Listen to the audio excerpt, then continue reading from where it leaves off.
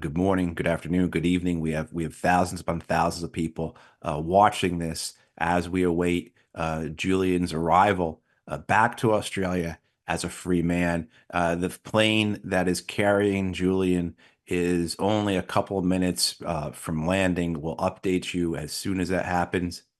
And actually, I'm just being told in my ear that Julian Assange has landed.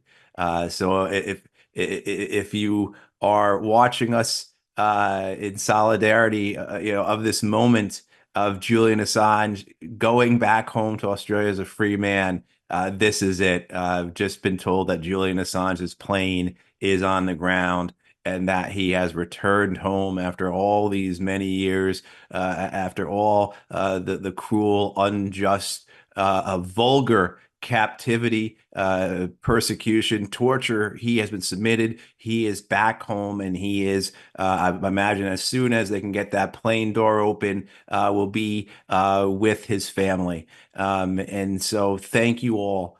For being a part of this. One theme that we have heard, not just today, but throughout this ordeal, throughout this work to free Julian, has been that it is all dependent upon the support that Julian has received from millions of people around the world. So, of course, this moment for Julian and his family, Julian back now in Australia as a free man. This is also a moment for all the millions and millions of people around the world who've worked so hard for too many years to make this moment possible. And we're going to be joined right now by Stefania Maurizi. I'm not sure if there's anyone else who has been more involved, particularly as a journalist, than Stefania. Stefania, thank you so much for joining us. How's it feel to know that Julian Assange is back in Australia now as a free man? Thank you, Matthew, for having me. And today is a great day of joy. I can barely convey how I feel. I think it is a tremendous achievement, and I think is an opportunity. Is the end of a nightmare for Julian. They have devastated the U.S. and U.K. Governments have devastated his health and life. They took the best years of his life, but today is a day of joy, and we absolutely have to celebrate. Absolutely, absolutely. And what are you going to do to celebrate? And what have you been doing to celebrate? And how have you been feeling these last couple of days? Oh, it has been tremendous. It has been something I couldn't stop crying. When I first heard, I was sleeping, I was in the bed, and my phone was getting dozens and dozens of messages. Right. And I woke up in the middle of the night. It was what's going on? And I was watching the a picture of Julian boarding a plane. I was telling, maybe I'm dreaming. It's in the middle of the night, I'm dreaming, or maybe it's artificial intelligence, is a fake.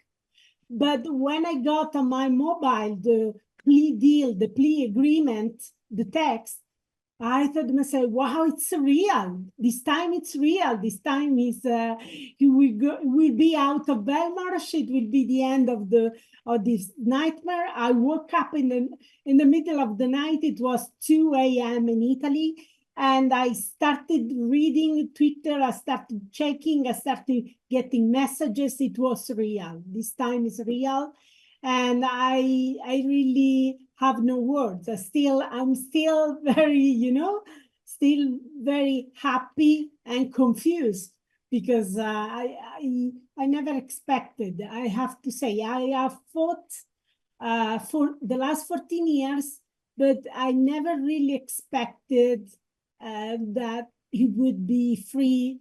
He would be finally able to reunite with Stella, the kids, his family, John, Gabriel, his mother, Christine. She hasn't seen Julian for years.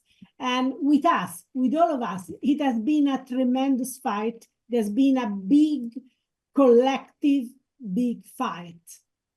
It has been. It has been. And, I think that's one of the things that is common among a lot of us who've been involved in this for quite a while, is that this moment became almost unimaginable. But I want to take it a step back, and you've been involved with this for so long.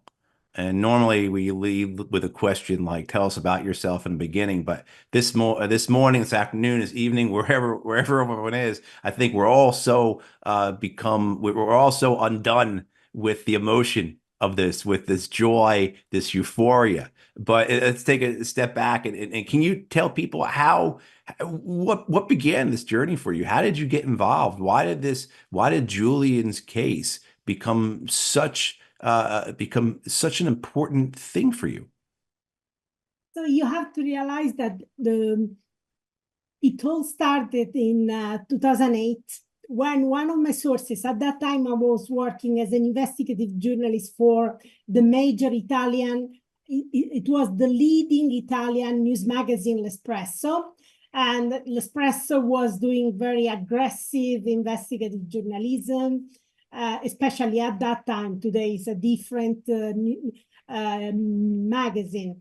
But you have to realize that one of my sources suddenly stopped talking to me. She was convinced she was under illegal interception. And of course, there is no way to know whether you are under illegal interception or whether you are maybe paranoid because there is no illegal interception at all.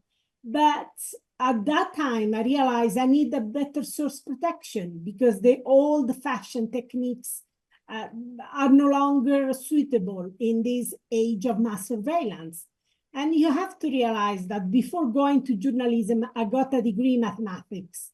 And so I knew a bit, some theoretical knowledge of cryptography. And so I told myself, I want to use cryptography. But at that time, in 2008, cryptography was really unfriendly. Yeah, there was no WhatsApp, no Signal, nothing at all, no wire, nothing at all. There was only PGP and its very unfriendly solution. So I wanted to learn. And there was one only media organization in the world using cryptography systematically to protect sources. And that media organization was not the New York Times, it was not the Guardian, it was not the Washington Post. It was a tiny media organization just established, just created by Julian Assange 1.5 years before. And it was called WikiLeaks. It was basically a niche organization, very little known.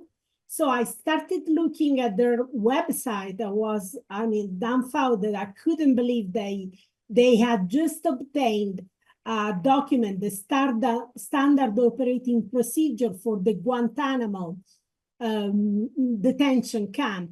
You have to realize that, some prominent media organizations, some prominent human rights organization had tried to get access to that document, like the ACLU, the American Civil Liberties Union, and they had been unable to get a copy of that document. But WikiLeaks did. Julian Assange, WikiLeaks did access to that document. And for me, it was amazing. I told myself, how did they get it? How is it possible? And clearly, it was possible for two reasons. One is that Julian Assange, by establishing this media organization using cryptography, was providing a secure channel, a secure approach, a secure channel for the potential sources, for the whistleblowers who wanted to leak anonymously.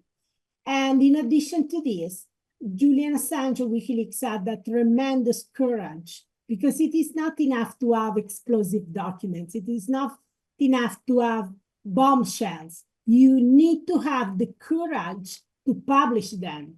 And in fact, when they got the Pentagon telling them, you have to remove the Guantanamo standing operating procedures, because the publication of this document is not authorized. Julian Assange didn't say, yes, we will remove it. No, he said, no, we won't remove it. Right. So And for me, and that's amazing.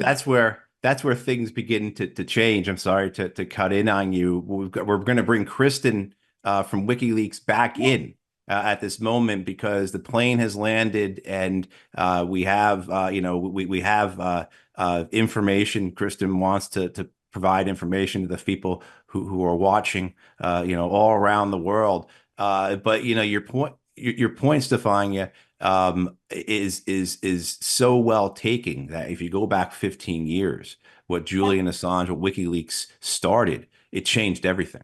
It changed everything. it did. And right, I mean, so I mean, and we're going to bring Kristen in here in a moment. But this idea that things would what we understand, how we understand the world, and the way it's our reality is constructed is so defined by those in just a few select places. And the democracy that Julian Assange and WikiLeaks brought to the media, brought to our ability to be aware of information is just so, so key.